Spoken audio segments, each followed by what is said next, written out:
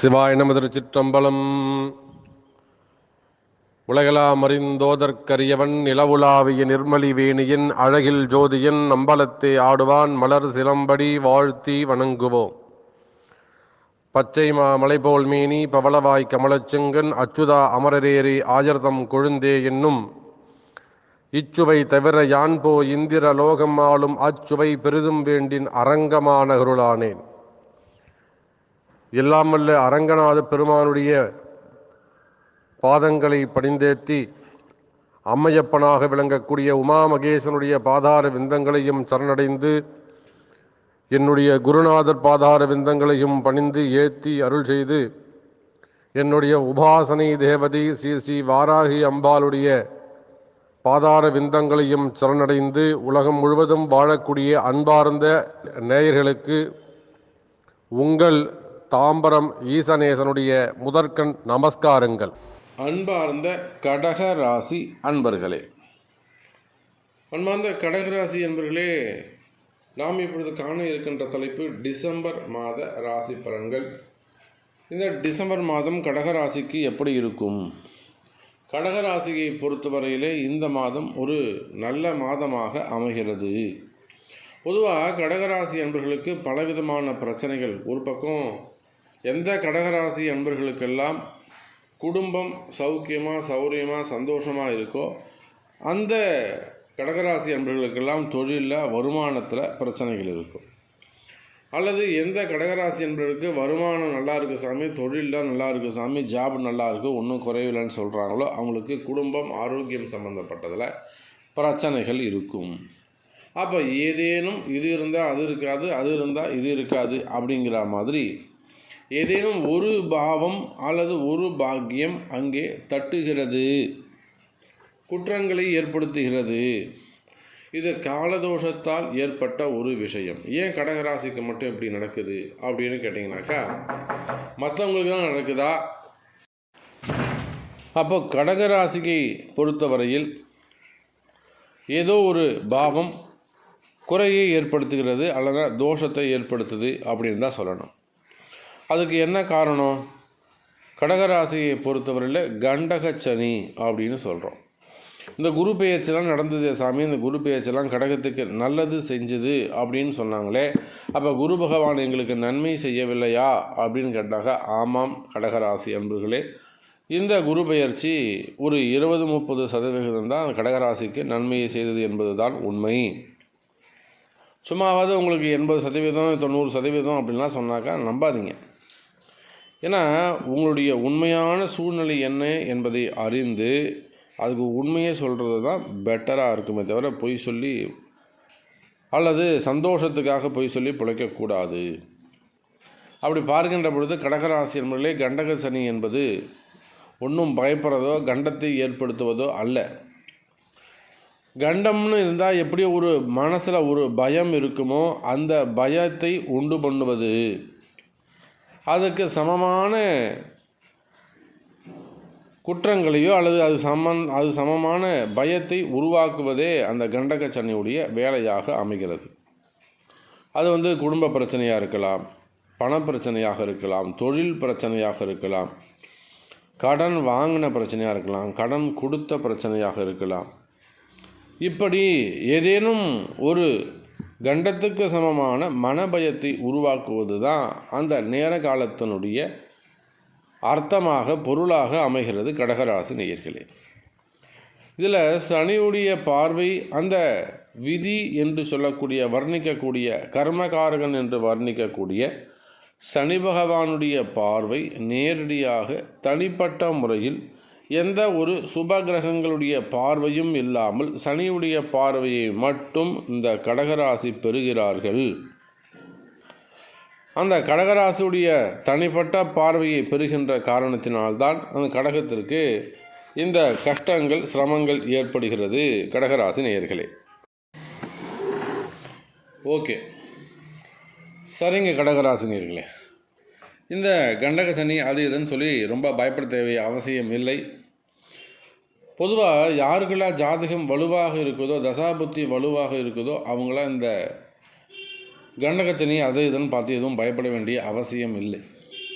பொதுவாக கடகராசியை பொறுத்தவரையில் ஒரு 60% கடகராசி அன்பர்களுக்கு தான் இந்த சனி பகவானுடைய 7ஆம் இடத்து சனி பகவானுடைய தொந்தரவு. மீதமுள்ள ஒரு 40% கடகராசி அன்பர்களுக்கு நல்ல முறையில் இந்த டிசம்பர் மாதம் அமைகிறது.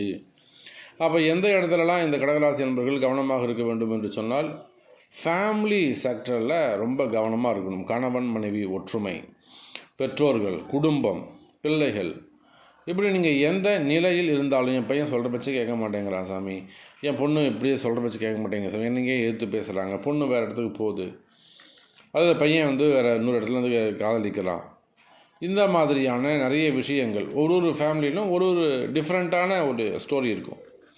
ஸோ அந்த மாதிரி குடும்பம் அப்படின்னு வரும்போது அந்த இடத்துல ரொம்ப கவனமாகவும் எச்சரிக்கையாகவும் நடந்து கொள்ள வேண்டும் கடகராசி நேயர்களே. வருமானம் எப்படி இருக்கும், தொழில்துறை எப்படி இருக்கும், பிஸ்னஸை பொறுத்தவரையில் நீங்கள் எந்த பிஸ்னஸ் செய்பவராக கம்பெனியாக இருந்தாலும் சரி தான், அல்லது எனி பிஸ்னஸ், தொழில் ஸ்தானத்தை பொறுத்தவரையில் உங்களுடைய தொழில் ஸ்தான அதிபதியாக வரக்கூடியவன் செவ்வாய். அந்த செவ்வாய் பகவான் உங்கள் ராசிக்கு பஞ்சமஸ்தானம் என்று சொல்லக்கூடிய 5வது வீட்டிலே, சொந்த வீட்டில் ஆட்சி பலம் பெறுகிறார். அப்படி பார்க்கின்ற பொழுது கடகராசி நேயர்களே, இந்த மாதம் எது வேணாலும் எப்படி வேணாலும் இருந்துட்டு போட்டுங்க, எனக்கு தொழில் நல்லா நடக்குதா, வருமானம் நல்லா இருக்கா, இது மட்டும் எனக்கு சொல்லுங்கள் சாமி அப்படின்னாக்கா, நிச்சயமாக கடகராசி என்பர்களே இந்த மாதம் தொழில்துறை சிறப்பானதாக இருக்கும், வருமானம் அதிகரிக்கும், பிஸ்னஸில் நல்ல இம்ப்ரூவ்மெண்ட் இருக்கும், அதே போல் உங்களுடைய டிரான்சாக்ஷன் நல்ல முறையில் இருக்கும், உங்கள் இந்த கொடுக்கல் வாங்கலில் நல்ல முன்னேற்றங்கள் ஏற்படும். இன்னும் கூட சொல்ல வேண்டும் என்று சொன்னால் கடகராசி என்பவர்களே, உங்களுக்கு இருக்கக்கூடிய அந்த ஃபண்டு டிமாண்ட் அது வந்து குறைவதற்கான வாய்ப்புகள் உண்டு, பண தட்டுப்பாடுகள் நீங்கும், ரொட்டேஷன் அதிகரிக்கும். ஸோ அந்த ரொட்டேஷன் அதிகரித்தது அப்படின்னு சொன்னாக்கா உங்களுக்கான அந்த கடன் சுமைகள் குறையும். அதே போல் கடன் பிரச்சனை, பணம் கொடுக்கல் வாங்கல் இருக்கக்கூடிய பிரச்சனை, ரெண்டு சம்மந்தப்பட்ட ப்ராப்ளம், இது சம்மந்தமான வம்பு வழக்குகள், கோர்ட்டு கேஸு, கம்ப்ளைண்ட்ஸு, ஸோ இது சம்மந்தம் டேக்ஸ் சம்மந்தப்பட்ட பிரச்சனைகள் இவையெல்லாம் இருக்குமே. ஆனால் அவையெல்லாம் கூட சரியாகிறதுக்கான வாய்ப்புகள் அதிகம் உண்டு. கடன் சுமைகள் குறையும் கடகராசி நேயர்களே. அடுத்தபடியாக வேலை வாய்ப்புகள் எப்படி இருக்கும், ஜாப் ஆப்பர்ச்சுனிட்டி. கடகராசி நேயர்களே, தொழில் ஸ்தான அதிபதி தன்னுடைய சொந்த வீட்டில் விருச்சகத்தில் பஞ்சமஸ்தானத்தில் அமர்ந்திருக்க, பூர்வ புண்ணிய ஸ்தானத்தில் அமர்ந்திருக்கின்ற காரணத்தினாலே வேலை வாய்ப்புகளை பொறுத்தவரையில் சிறப்பானதாக அமையும். நீண்ட நெடும் காலமாக வேலை இல்லாமல் காத்திருக்கக்கூடிய அந்த கடகராசி நேயர்களுக்கு வேலை வாய்ப்புகள் அதிகரிக்கும். அதே போல் அதிகாரிகள், அது அரசு அதிகாரிகளாக இருந்தாலும் சரிதான், அல்லது ப்ரைவேட் ஜாபில் இருக்கக்கூடியவங்க, நல்ல ஒரு ஹையர் ரேங்கில் இருக்கக்கூடியவர்கள், உயர் பதவிகளில் இருக்கக்கூடியவர், உயர் பொறுப்புகளில் இருக்கக்கூடியவர்கள், நல்ல ஒரு சிஇஓ ரேங்க்கு, இல்லை அதுக்கு மேலே சேர்மேன், அந்த மாதிரி ஒரு நல்ல ரேங்கில் இருக்கக்கூடியவங்க, உங்களுக்கு வேலையில் இருந்து வரக்கூடிய மனக்கவலைகள், மன கஷ்டங்கள், அதாவது ஒரு டிப்ரெஷன் மாதிரி, அப்படி இல்லைனாக்கா நமக்கு இந்த வேலையில் இன்ட்ரெஸ்டே இல்லாமல் இருக்குது சாமி, நான் வந்து ஜாப் சேஞ்ச் பண்ணிடலாமான்னு நினைக்கிறேன், கம்பெனியை மாறலாமான்னு நினைக்கிறேன், நான் சொந்தமாக பிஸ்னஸ் ஸ்டார்ட் பண்ணலாமான்னு நினைக்கிறேன், அந்த மாதிரியான நிறைய ஐடியாஸ் வந்து உங்களுக்கு க்ரியேட் ஆகும். இருந்தாலுமே கூட ஜம்பிங் பண்ணுறதுக்கு இது ஒரு நல்ல நேரமாக இல்லை என்பது தான் உண்மை. அப்போ அந்த மாதிரி ஒரு ஐடியா உங்களுக்கு இருக்குதுன்னு சொன்னாக்கா, நீங்கள் ஒரு முறை உங்களுடைய ஜாதகத்தை கொடுத்து அதுக்கு உரிய பலன்களை தெரிந்து, தசாபுத்தி இப்போ என்ன நடக்குது, சரியாக இருக்குமா, வெளியில் போனால் நமக்கு வந்து செட் ஆகுமா, பிழைக்க முடியுமா, இன்வெஸ்ட் பண்ணால் நமக்கு நஷ்டம் வராமல் இருக்குமா, இப்போ வரக்கூடிய சம்பளம் அது வெளியில் போனால் சம்பாதிக்க முடியுமா, இதெல்லாம் கொஞ்சம் அனலைஸ் பண்ணிவிட்டு, ஸோ உங்கள் ஒரு முறை நீங்கள் ஜாதகம் பார்த்துட்டு அதுக்கப்புறம் அந்த ஜம்ப் பண்ணுறது சிறப்பை தரக்கூடியதாக இருக்கும் கடகராசி நேயர்களே. இதே போல் தாங்க ரியல் எஸ்டேட் ஆகட்டும், பூமி சார்ந்த தொழில்கள், பில்டர்ஸ், ஸோ இங்கே யாராக இருந்தாலும் அந்த பூமி சார்ந்த தொழில்கள் எல்லாம் ரொம்ப ஜம்முன்னு இருக்கும். தொழில்கள் பிஸ்னஸை பொறுத்தவரைக்கும் சிறப்பானதாகவே இருக்கும். பிஸ்னஸ் நல்ல முறையில் இம்ப்ரூவ் ஆகும்.